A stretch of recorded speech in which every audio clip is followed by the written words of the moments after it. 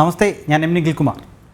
2 പതിറ്റാണ്ടോളം Indian ഫുട്ബോളിനെ മുന്നിൽ നിന്ന് നയിച്ച ഇതിഹാസ താരം സുനിൽ ഛേത്രി ബൂട്ടഴിക്കുകയാണ്.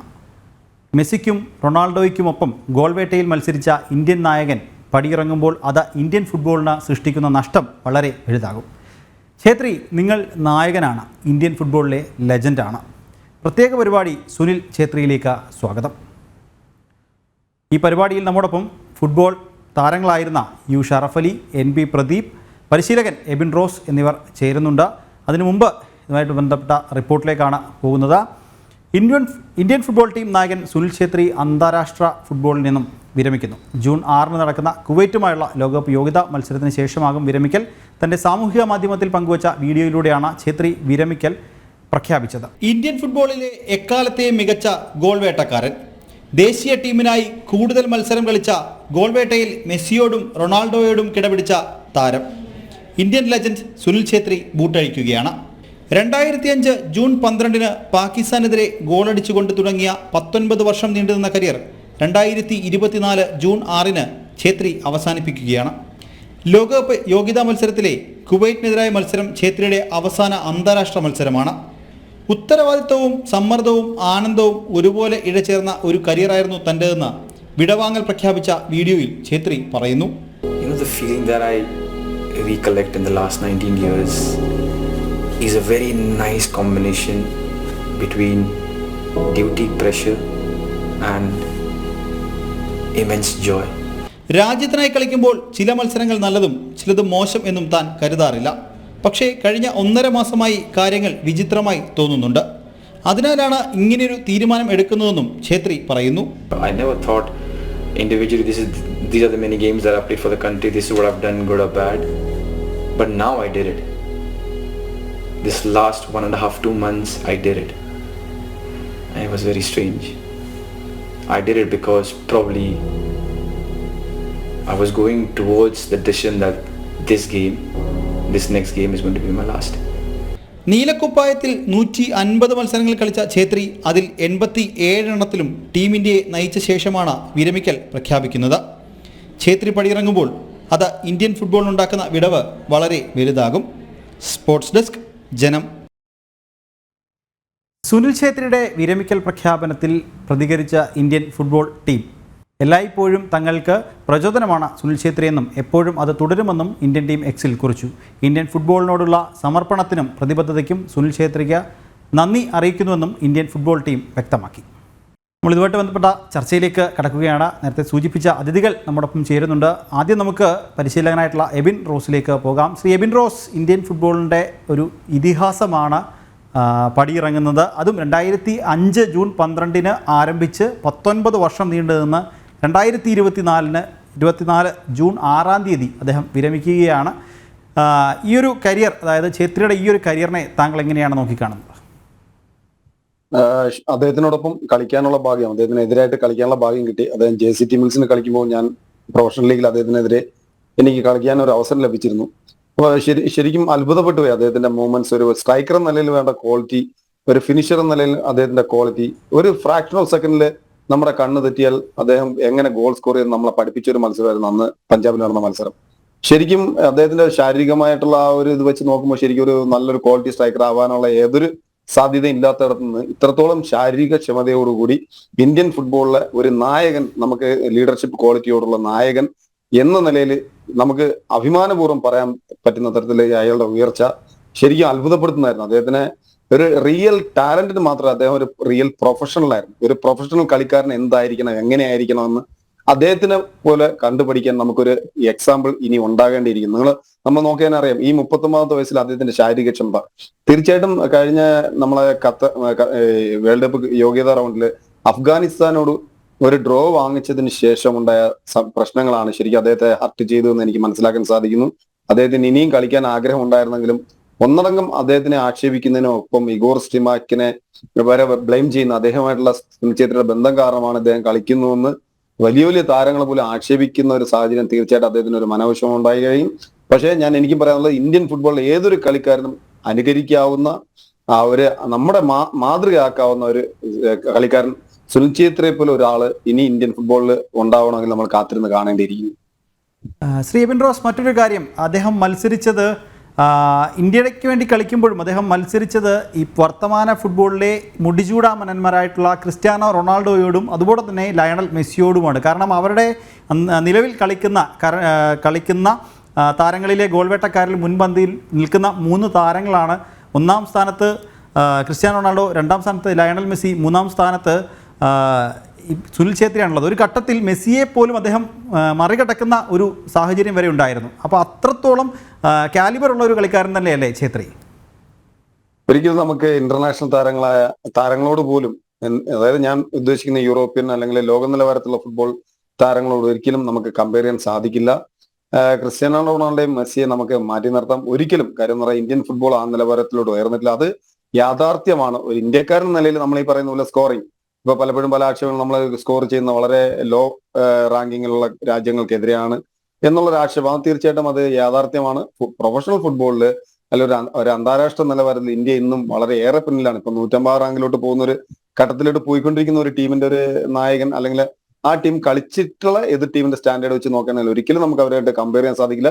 പക്ഷെ ഒരു ഇന്ത്യക്കാരൻ എന്ന നിലയിൽ റെക്കോർഡ് ബുക്കുകളിൽ അദ്ദേഹം റൊണാൾഡോയ്ക്കും മെസ്സിക്കും ഒക്കെ പിറകിൽ വരിക എന്നുള്ളത് അഭിമാനിക്കാവുന്ന ഒരു ഇതാണ്. നമ്മൾ യാഥാർത്ഥ്യ ബോധത്തോടെ കാണുക. കാര്യം അവരുടെ നിലവാരത്തിൽ ഒരിക്കലും നമുക്ക് കമ്പയർ ചെയ്യാൻ സാധിക്കില്ല. എന്തായാലും പറഞ്ഞതുപോലെ തന്നെ ഇന്ത്യയുടെ ഒരു ഫുട്ബോൾ ലെജൻഡ് തന്നെയാണ് പടിയിറങ്ങുന്നത്. നമ്മോടൊപ്പം മുൻ താരമായിട്ടുള്ള NB പ്രദീപ് ചേരുന്നുണ്ട്. ശ്രീ പ്രദീപ്, മെസ്സിയെയും അതുപോലെ തന്നെ ഈ പറഞ്ഞതുപോലെ അവരുടെയൊക്കെ ആ ഗോൾ വെട്ട അല്ലെങ്കിൽ ആ ഒരു ഗോൾ സ്കോറിൽ അവരുടെ ഒപ്പം നിന്ന ഒരു താരം, ഇന്ത്യയുടെ ഒരു ലിവിങ് ലെജൻഡ് എന്ന് വിശേഷിപ്പിക്കുന്ന ഒരു താരം ഫുട്ബോളിൽ നിന്ന് പടിയിറങ്ങുകയാണ്. ഛേത്രിയുടെ ഈ ഒരു പടിയിറക്കത്തെ താങ്കൾ എങ്ങനെയാണ് നോക്കിക്കാണുന്നത്? ഓക്കെ, ഇപ്പൊ ഞാൻ അടക്കമുള്ള താരങ്ങൾ നോക്കുകയാണെങ്കിൽ നമ്മള് ചിത്രയിലൂടെ കളിച്ചു വന്നുള്ള താരങ്ങളിലെ ഓൾമോസ്റ്റ് എല്ലാവരും തന്നെ റിട്ടയർ ആയിട്ടുണ്ട്. ഇപ്പൊ ലാസ്റ്റ് ചിത്ര മാത്രമേ ഉള്ളൂ ആ ഒരു ബാച്ചില്, ആ ഒരു ജനറേഷനിൽ ചിത്ര മാത്രമേ ഉള്ളൂ. ഇനി വരാനുള്ളത് പുതിയ ജനറേഷനിലെ കുട്ടികളാണ്.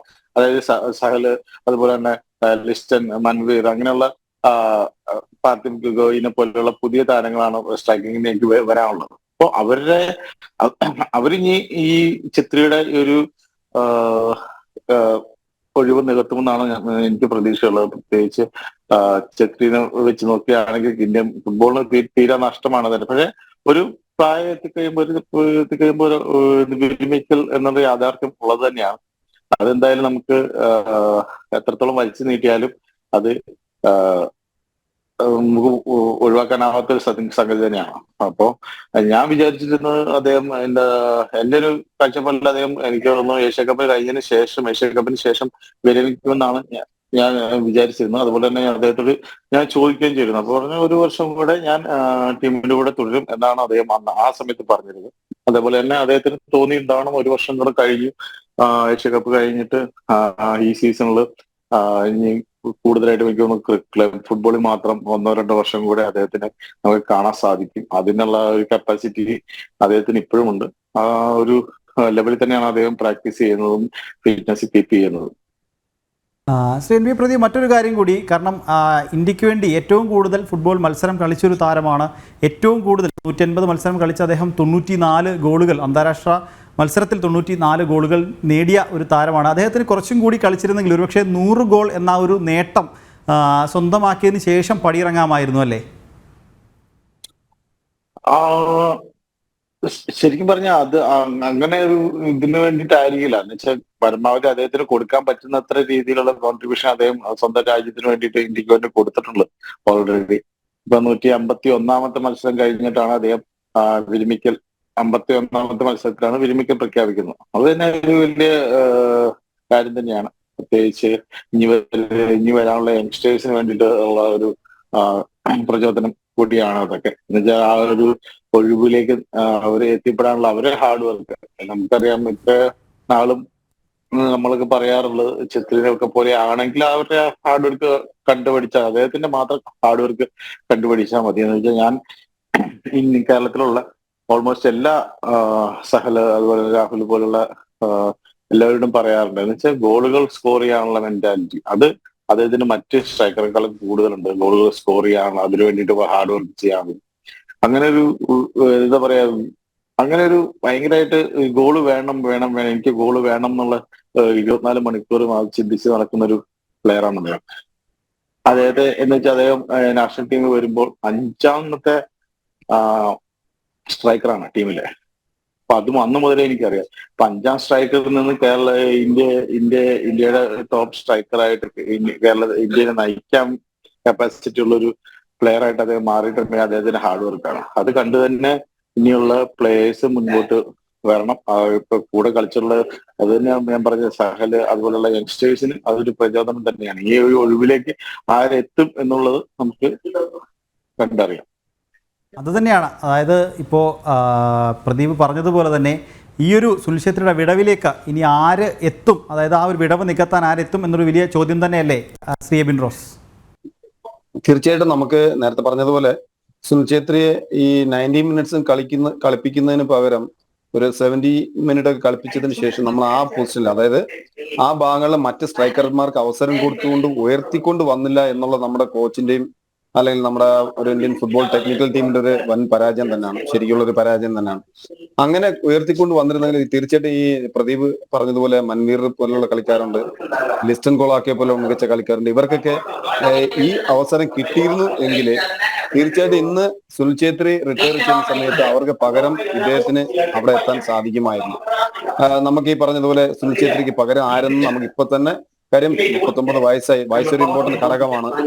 അപ്പോഴും തന്നെ ഒരു 35 വയസ്സ് മുതലേ ഇന്ത്യ അതിനൊരു മുന്നൊരുക്കം നടത്തണമായിരുന്നു.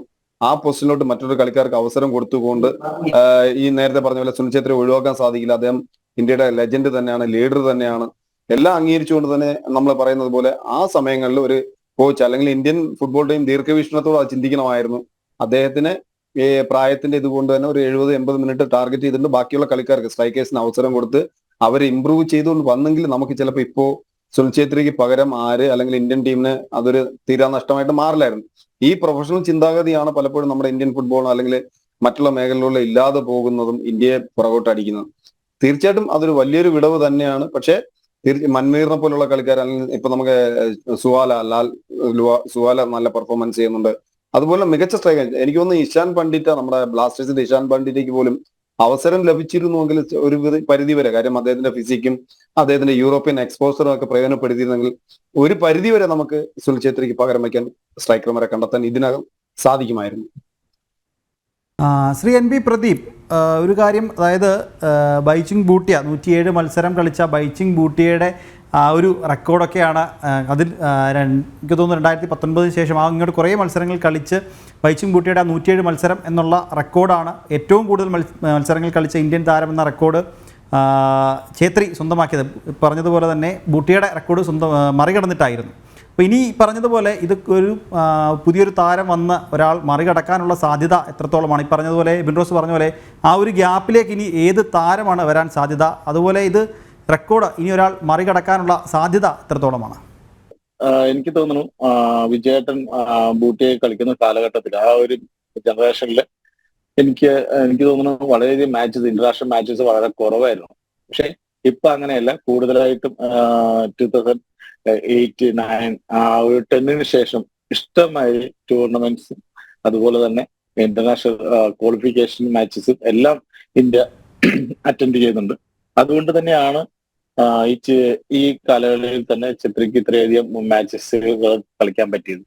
അത് ഒരുപക്ഷെ ഇനി വരുന്ന വർഷങ്ങളിൽ ഇതിൽ കൂടുതൽ മാച്ചസ് ഇനി വരാനുള്ള ടീമിലുള്ള റെഗുലർ ആയിട്ടുള്ള പ്ലേയേഴ്സ് കളിച്ചുകൂടായിക എന്നില്ല. പക്ഷെ ഈ ഗോൾ സ്കോറിങ് അത് തിരുത്താൻ കുറച്ച് പ്രയാസമായിരിക്കും എന്നെനിക്ക് തോന്നുന്നു. ഇപ്പം ലിസ്റ്റൺ ആയിക്കോട്ടെ, സഹൽ ആയിക്കോട്ടെ, പാർത്ഥിബ് ഗൊഗോയ് ആയിക്കോട്ടെ, അതുപോലെ തന്നെ ആ ഒരു മുൻപോട്ടുള്ള സ്ട്രൈക്കിംഗ് മൻവീർ ആയിക്കോട്ടെ, വിക്രം പ്രതാപ് സിംഗ് ആയിക്കോട്ടെ, ഇവരൊക്കെ ആ ഒരു പൊസിഷനിലേക്ക് എത്തണമെങ്കിൽ വളരെയധികം ഹാർഡ് വർക്ക് ചെയ്യേണ്ടതായിട്ട് വരും.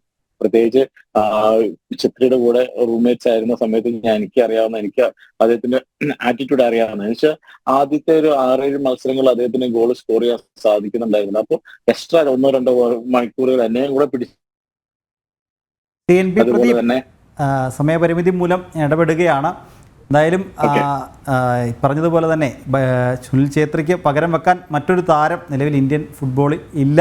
ഇനി ഒരാൾ അതിനുവേണ്ടി വളർന്ന് വരേണ്ടിയിരിക്കുന്നു. എന്നാലും നമ്മളിപ്പോൾ ഇത്രയും നേരം ചർച്ച ചെയ്തുകൊണ്ടിരുന്നത് സുനിൽ ഛേത്രി ഇന്ത്യൻ ഫുട്ബോളിൽ നിന്ന് പടിയിറങ്ങുകയാണ്, അദ്ദേഹം ബൂട്ടഴിക്കുകയാണ്. എന്തായാലും അതുപോലൊരു താരം ഇനി വളർന്ന് വരട്ടെ എന്ന് നമുക്ക് ആശംസിക്കാം. ഈ ഒരു ചർച്ചയിൽ നമ്മോടൊപ്പം ചേർന്നത് പരിശീലകനായിട്ടുള്ള എബിൻ റോസും അതോടൊപ്പം മുൻ താരമായ ശ്രീ NB പ്രദീപുമാണ്. എന്തായാലും ഈ പറഞ്ഞതുപോലെ സുനിൽ ഛേത്രിക്ക് പകരം അതിലും കഴിവുള്ള ഒരു താരം ഉയർന്നു വരട്ടെ എന്ന് ആശംസിക്കുന്നു. നമസ്തേ.